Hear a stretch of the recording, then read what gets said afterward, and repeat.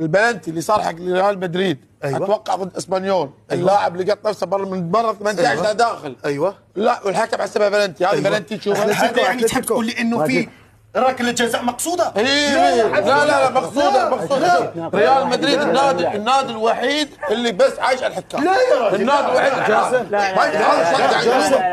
نشوفه قاعد نشوف عينه. لا فريق مدريد فريق مدريد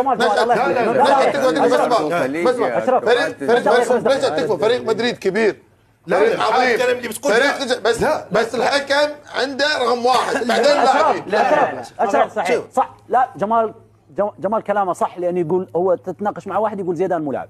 لا بس اسمح لي، شوف انه تصير اخطاء 1000 مره، ما في لانه خطأ. انت تتكلم على انديه توصل منطقه الجزاء 1000 مره، لكن تقول لي انه الريال بيفوز لانه التحكيم بيساعده؟ رسمي رسمي انا مش قوي وارفض هذا الكلام.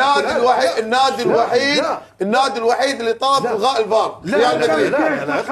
يا رجل رواس بالغصب يفوز. ريال مدريد وصل مواصيل انه مدرج يدز كروس يحسب له بلنتي. وصل وصل مواصيل كذي والله والله.